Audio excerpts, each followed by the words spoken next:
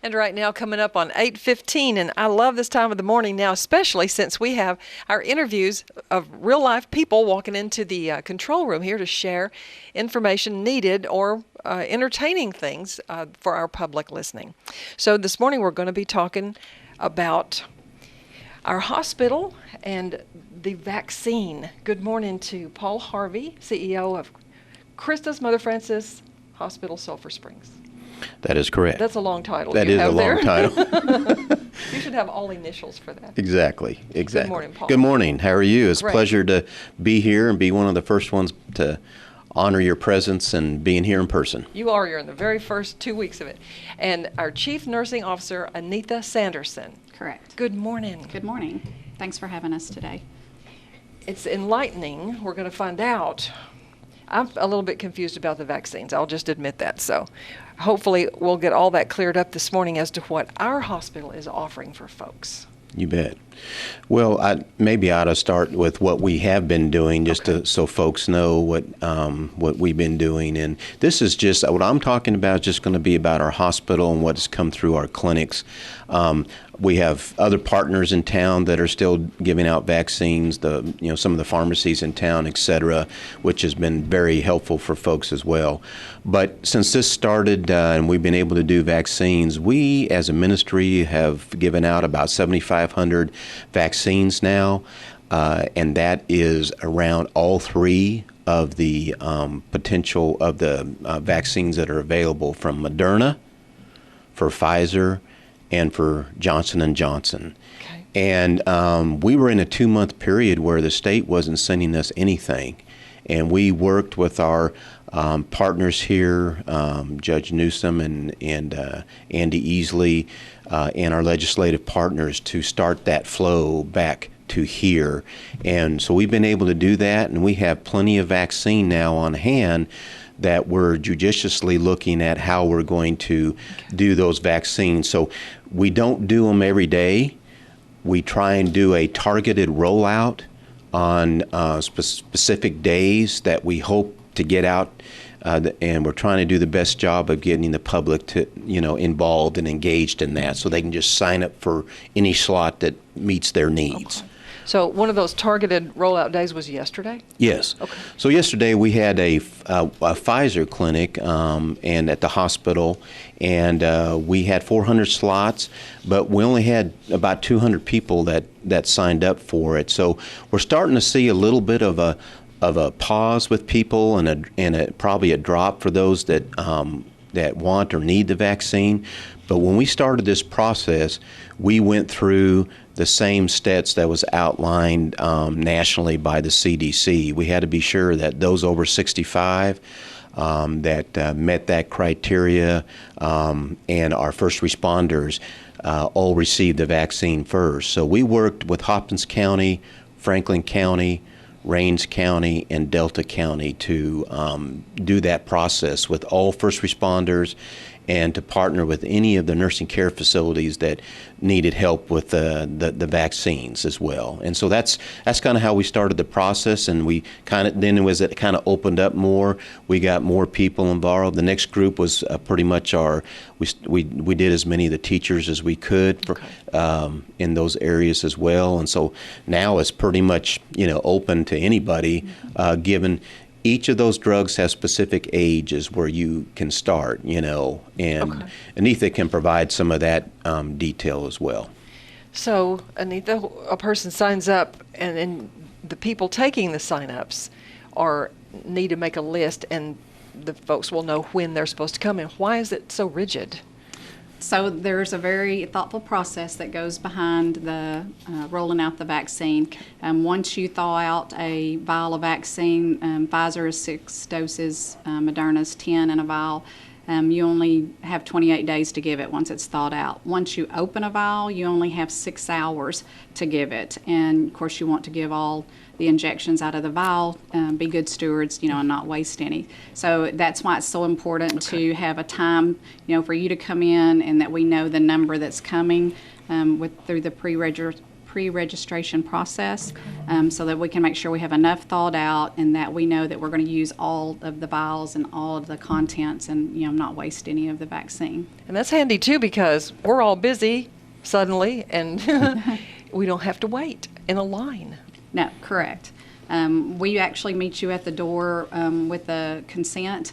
You're going ahead and filling out your consent. We, check you in, you register, you get the vaccine. You wait 15 minutes so that we can observe you for, make sure you don't have any effects from the vaccination.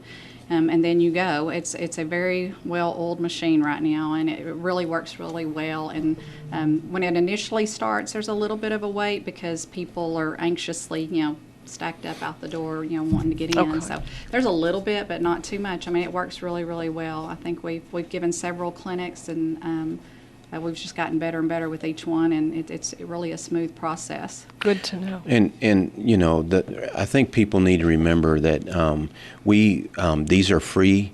There's no charge when doing it, because that's part of that's part of what we do. If we get them, we're not going to charge for those vaccines. So that's been our mantra since we started this thing. If you think about it, there's been a lot of news about the Johnson & Johnson vaccine. And, there was a pause, almost a 2-week pause that every provider was told not to be giving that out. But now they've lifted that pause. And then we as CHRISTUS Health, we now have changed our consent form just for that vaccine to be sure that it reflects, everything that the government says that folks need to be aware about regarding the use of that vaccine. So we have quite a bit of Pfizer and quite a bit of Johnson & Johnson vaccines at the hospital that the Johnson & Johnson, we were targeting specific employers that maybe had a group of employees that wanted it, but they didn't, they wanted to do it during work. So we had we have a mobile team that will go out and give that. But it's great because it's just one shot. So as Anita said, you don't have to worry about them coming in or signing up for a second dose if you were given the Pfizer and the Moderna, because those are 2-shot therapy vaccines from that. Mm-hmm. Someone had asked me, so I've got my first shot, and then I've got to get my second shot, but I got it in the gym of a church the first time. Are they going to hold it there in that same place? How do I find my matching second shot? That's been a challenge for some people. Of course, when you come through the hospital, we go ahead and schedule you for the second shot, and we make sure that we have access to the second shot. So if you come through the hospital, you're going to be guaranteed your first and second shot. That's not always the case necessarily. When you go to some of the other places, they're not sure.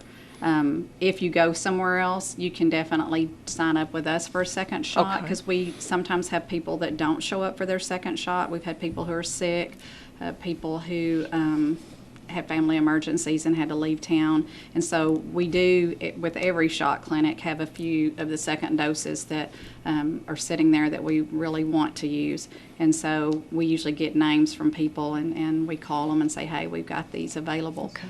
So we work really diligently to make sure these people get their second shot. What's kind of amazing is, during the clinic yesterday is I was talking to a few of the people that came in. There are still people that are on waiting lists for through other organizations that haven't even got their first dose yet. And we're here, as a local provider, and we have this availability. One gentleman had signed up for the VA, had never heard back from them, and he was there to pick up a family member for a procedure that was done, and he was able just to get it then and not worry about hearing back from the VA. So we have quite a few of those too that have signed up for other places.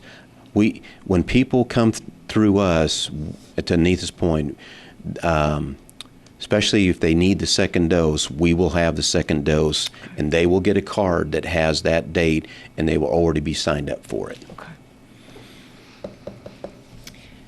People, they have some questions and just wonder, a lot of things. there's some hearsay going on about vaccines, so I'm not sure what all we can tell our listeners right now to clear up any misconceptions about the vaccine in general. There's a lot of concerns about, what kind of signs and symptoms am I going to have after I, have the vaccine. Out of all the thousands that we've done, and, we've had a lot of second dose clinics, we've asked people as they've come through our clinics, hey, how did you do with the first one? Honestly, there's been very few people that's had any significant side effects. Most of what I heard, the ones who did, was like for 24 hours I felt achy, like I had the flu. They can take some Tylenol and they felt better, and most things didn't last but no longer than 24 hours. Okay. But I understand the concern and being scared, I guess, for the lack of a better word, of something that, everybody's like, oh, well, they developed that really, really quick in the last few months. The technology actually has been around for about 10 years. It was actually developed about 10 years ago, put on hold, and they kind of resurrected it and started working on it again. So it's not all brand new. Okay. Okay. Other things that we should know from Christus Mother Frances Hospital and the vaccine being offered, and how will we know when the next clinic is? The only way that we know how to do that is to work with our local media partners, through our social media outlets, and really just us as people informing other people through social media, through our networks, etc. I wish there was a better way of doing that, but we're using every outlet that we know of to be able to communicate that. Okay.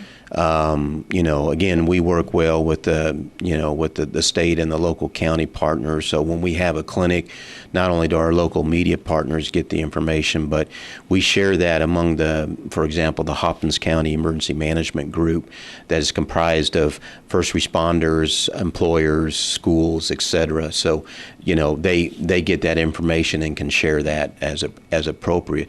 Now, what there's is so open that for a long time, the younger people couldn't have access to it, but now that they can, we're starting to see that. If it's remind me of the age start for. Why don't you talk about that? You can start at 16 for one of them and 18 for the other two. One's 16 and one's 18, and I don't want to give out misinformation. Yeah, we'll give you that. Sure, that will come. And Holly Reagan does a great job with the hospital news that we receive weekly, so we can put it out at least weekly. Yeah, for the longest time we were doing a clinic at least once every week. A lot of the times it'd be the first dose, but then when we would need to do the second dose, we try not to do them back to back because we just use our own staff to do this. Okay. And we don't hire anybody else. We take care of that as our own on the behalf of our community. Okay. And so that's how we've been operating that. I really love it. Every time I hear one of you come in for an interview or call and you say, through our ministry. I like hearing that about our hospital. I think going forward, what we'll be able to do, and what our clinics, or where a lot of our primary care physicians, for example, they will have the vaccine there, and as they get more people, so say you have 10 or 12 people one day, just that come in to see the doctor about something else and they haven't had the vaccine yet, then where they'll be able to get them just through a regular visit and a primary care visit, not just to go get a shot. So we're trying to work. You got to be careful with that because of what Anita said about the dosing, and the requirement of you only have so many hours once you break that vial to be able to give those doses out. Okay. We appreciate you being good stewards of the vaccine that you do have possession of, and letting the people know when they can come get their vaccine. You bet. And one of the questions I know that has come up is, on the second dose, that when they do become due, I'm going to be out of town, something's come up, can I get it early? Can I get it later? That's been a big question. Okay. You can get Moderna or Pfizer up to 3 days earlier than, your second dose is due. If something comes up and, there's an emergency, the recommendation obviously is to get it as close to your the 3 or 4 week Right. limit that is set on whichever vaccine you got. But it's better to get the second dose at some point, even if it's delayed. They really encourage you to get the second dose as soon as you can. Okay. So just And to it's kinda good clear to that know. up, yeah. Yeah. We have a tiny bit more time to add 30 more seconds. Well, I was just going to say, and as a reminder, just the vaccine is just not available again through our hospital. We do have some of our pharmacy partners here that have the vaccine as well. Wonderful. Thank you for helping keep us safe. Absolutely.